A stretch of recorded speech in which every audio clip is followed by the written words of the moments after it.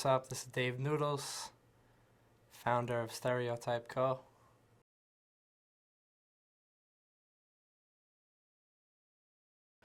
I do what I do because it's like, I feel like it's a purpose, it's a mission. It's not just making clothing. It's connected deeper. We're really big on helping people with their dreams. So once I started following my dream, it became a mission of mine to help other people with their dream. So it's just waking up with that purpose. It's hard to look back and be like, oh, this was boring when I was 15. Like, I'm just so like going this way. Yeah.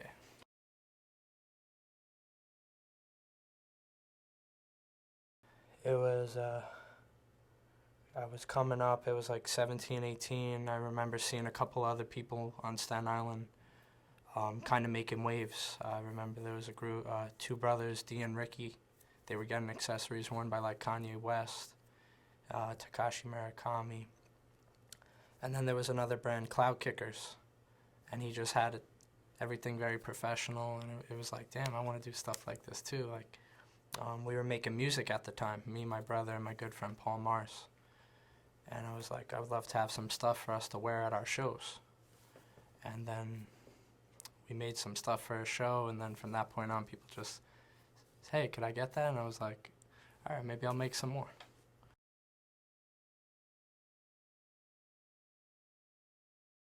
I don't have any, I went to College of Staten Island. I got a bachelor's in communications, and I couldn't pass accounting, so I had to then switch it to publication design.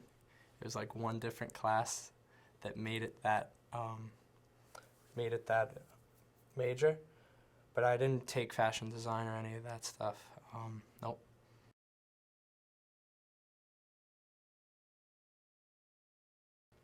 It was basically a way of just saying I love music, and pretty much that was it. I was like, I want to make something that signifies my love for music at the time. And then I didn't want to say I love music. I just felt that was weird. It was too generic. So I kind of wanted something that was like a little cryptic, like, well, what's this mean if you see it? Because not everyone, it doesn't say stereo. So a lot of people I run into, they don't get it right away. So I kind of like little things where you look a little deeper and you have to figure it out.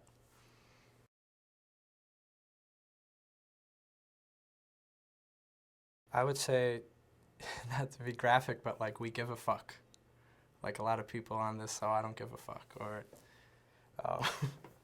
but we really do give one. Like, we're there with people during work hours trying to help them with their dreams. I'm calling people up when they submit their dream on the website, people in Texas, Colorado, wherever they're from, helping them. So like, we truly care about people and about helping people with their dreams.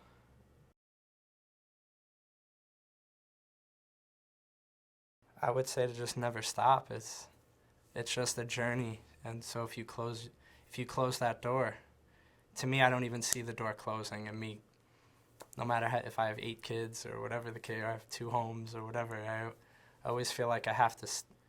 I don't have to, but I need to be on this journey, because I've met so many amazing people on the journey.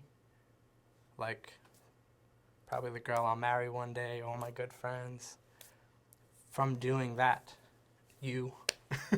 So like, and it's only connected me with that, so I'm like, I want to keep going.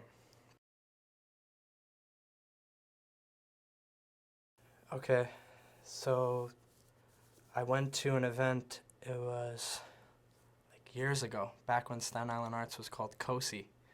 So I went to a grant event. My friend Mike Shane, he was like, you got to check this out. A lot of people are getting grants to do what they do. Maybe it'd be something that you would like to do.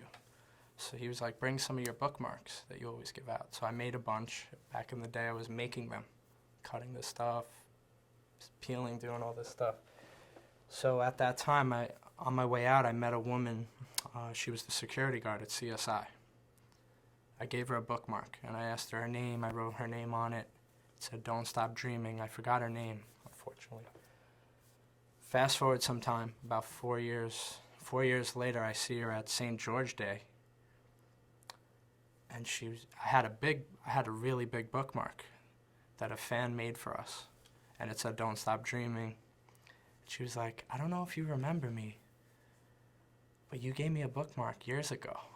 And she was like, "I was really going through a tough time, but I made a decision to like go back to school." And I went back to school. And she's like, "I finished." And I would look at that bookmark every day, and it would remind me to keep going, even though it was hard, even though it was only me helping my son. She said, "You don't even know, but that bookmark really helped me a lot." So at that moment, it was like, it really struck me. I was like, wow. That was a beautiful moment for me. Like, I'll always remember that.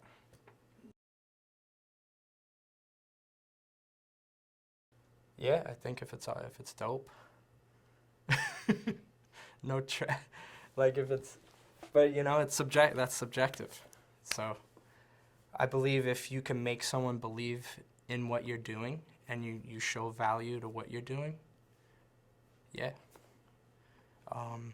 If you don't try, no.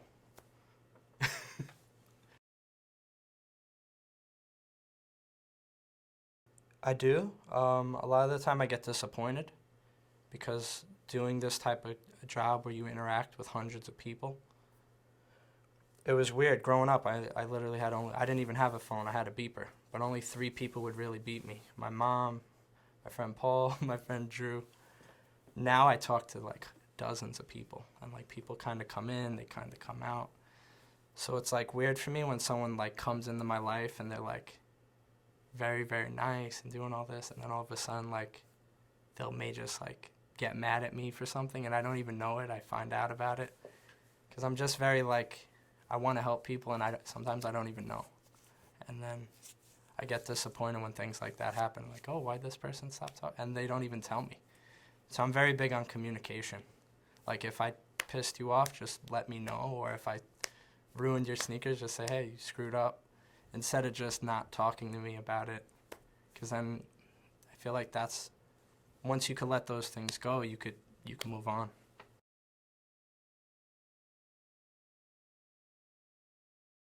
I feel like life just right now, just doing that. But a dream project for me would be,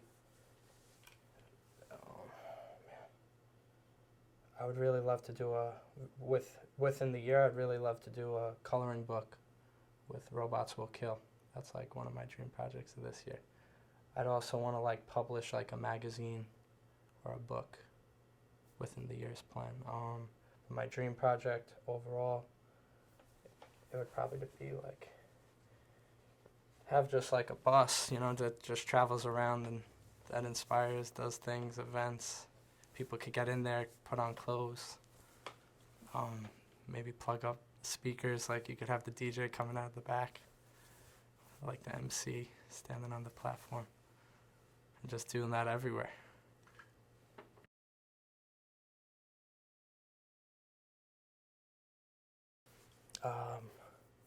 My friend Chris at Projectivity, he said, lose your ego. So that was really good, because sometimes you get caught up with things and you're like, oh man, well, I'm going to get back at this guy, or I'm going to screw her over because she got me. And then it's like, you just kind of squash it and just be the better person, and just let like the universe handle all that stuff. So that was great advice from him.